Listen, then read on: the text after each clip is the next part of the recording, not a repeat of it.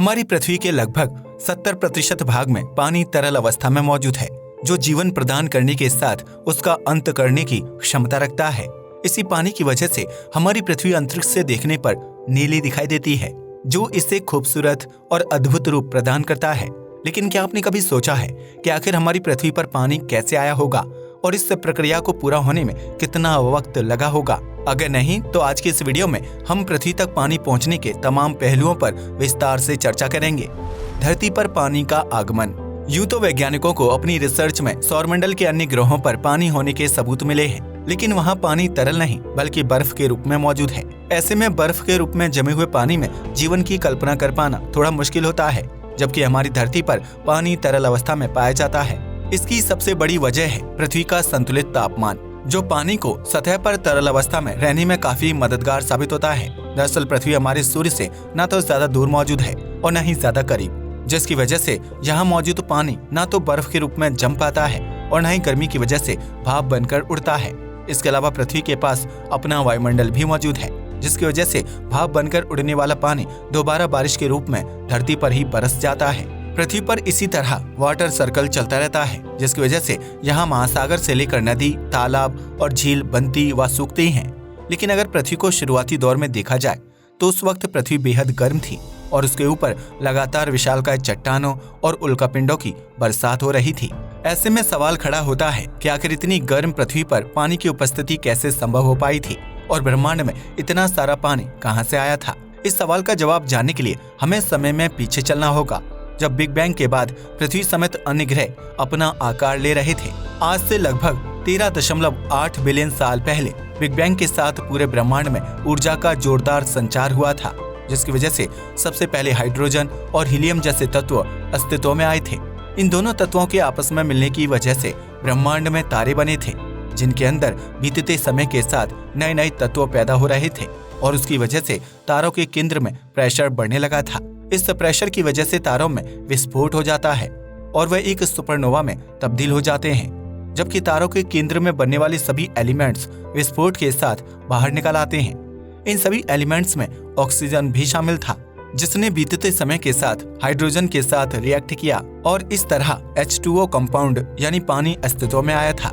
यह H2O compound ब्रह्मांड में मौजूद डस्ट पार्टिकल्स में शामिल हो गया था, जिसने बीतते समय के साथ ग्रेविटी की वजह से चट्टानों के साथ ठोस रूप ले लिया।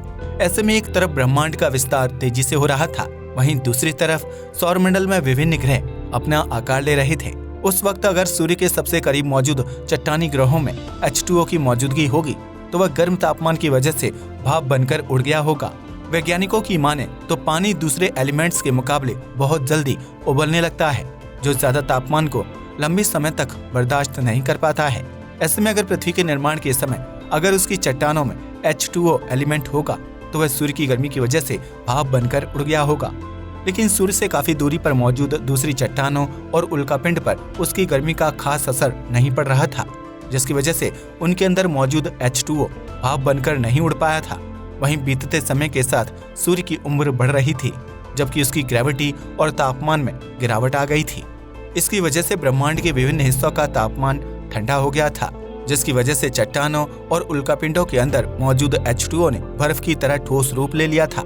इस वक्त तक पृथ्वी अपना आकार ले चुकी थी, लेकिन सूर्य के करीब होने की वजह से उसका तापमान अधिक था। सौरमंडल में जिस जगह पर पानी बर्फ के रूप में जम सकता है उसे फ्रॉस्ट लाइन के नाम से जाना जाता है। आज से लगभग 4.5 अरब साल पहले पृथ्वी के साथ बर्फीली चट्टानें और धूल जुड़ने लगी थी, जिसकी वजह से पृथ्वी का आकार बड़ा हो रहा था। पृथ्वी का आकार बड़ा हुआ तो उसकी ग्रेविटी ज्यादा मजबूत हो गई थी। इस वजह से पृथ्वी अपने आसपास से गुजरने वाले उल्कापिंडों और चट्टानों को अपनी तरफ खींचने लगी थी, जिसमें पानी बर्फ के रूप में मौजूद था। इस तरह पृथ्वी पर कई सालों तक उल्कापिंड और चट्टानों की बरसात होती रही, जिसकी वजह से उस वक्त पृथ्वी का तापमान काफी ज्यादा बढ़ गया था और वह एक आग के गोले की तरह दिखाई देती थी। हालांकि पृथ्वी लंबे समय तक गर्म नहीं रह सकती थी, क्योंकि उसका तापमान बीतते समय के साथ ठंडा होता जा रहा था। ऐसे में पृथ्वी पर उल्कापिंडों और चट्टानों के जरिए आने वाले पानी ने तरल रूप लेना शुरू कर दिया था, लेकिन उसकी मात्रा इतनी ज्यादा नहीं थी कि उससे पृथ्वी पर महासागर निर्मित हो सके। हालांकि यह पानी इतना था कि उसकी वजह से पृथ्वी का एक बड़ा हिस्सा कवर हो गया था, जो आगे चलकर और भी बड़ा रूप लेने वाला था। पृथ्वी पर उल्कापिंड और चट्टानों की बरसात के दौरान पृथ्वी के केंद्र में बहुत सारी मात्रा में गर्म लौह तत्व इकट्ठा हो गए थे। इन तत्वों ने पृथ्वी के कोर का निर्माण किया था, जिसमें बीतते समय के साथ विभिन्न प्रकार की गैसें भी निर्मित हो रही थीं।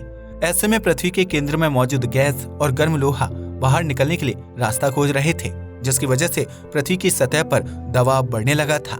इस दबाव की वजह से पृथ्वी पर ज्वालामुखी विस्फोट हुए, जिनके जरिए पृथ्वी के केंद्र से विभिन्न गैस और गर्म लावा बाहर निकला था। इस गर्मी की वजह से पृथ्वी की सतह पर मौजूद पानी भाप बनकर उड़ गया, जबकि पृथ्वी के आसमान में विभिन्न गैसों से निर्मित हुए बादलों की वजह से वर्षा होने लगी। इस तरह पृथ्वी पर लगातार कई बार बारिश होती रही, जिसकी वजह से यहाँ एक वाटर सर्कल बन गया। इस वाटर सर्कल ने पृथ्वी पर मौजूद पानी की मात्रा को बढ़ाने का काम किया था, जिसकी वजह से आज धरती के 70% हिस्से में पानी तरल रूप में मौजूद है। हालांकि कुछ वैज्ञानिकों का मानना है कि पृथ्वी पर मौजूद पानी को लाने में थिया नामक ग्रह की सबसे बड़ी भूमिका थी, जो आज से 4.5 अरब साल पहले पृथ्वी से टकराया था। वैज्ञानिकों की माने तो उस ग्रह में पानी बर्फ के रूप में जमा हुआ था, जो पृथ्वी से टकराया और पानी के मॉलिक्यूल्स पृथ्वी के साथ मिल गए थे। इस टकराव की वजह से पृथ्वी का आधा हिस्सा टूटकर अलग हो गया था, जिससे बाद में चंद्रमा बना था। इन सभी थ्योरीज से एक बात तो साफ हो गई है कि धरती पर मौजूद पानी सौरमंडल में मौजूद अन्य तत्वों से आया है। लेकिन वैज्ञानिक आज तक इस सवाल का जवाब नहीं खोज पाए हैं कि यह पानी कब और किस अवधि के दौरान धरती तक आया था। हालांकि इतना तय है कि पृथ्वी पर मौजूद पानी के लिए उल्कापिंड, चट्टानें और बर्फ के कणों से भरी धूल व मिट्टी की अहम भूमिका रही है, जिसकी वजह से पृथ्वी पर जीवन संभव हो पाया है।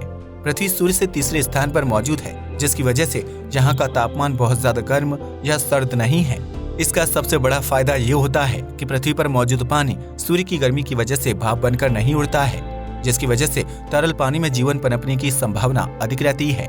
वहीं सौरमंडल के अन्य ग्रह सूर्य के बेहद करीब या दूरी पर स्थित हैं, जिसकी वजह से गर्म ग्रहों पर पानी नहीं है और सर्द ग्रहों पर पानी जमी हुई अवस्था में मौजूद है।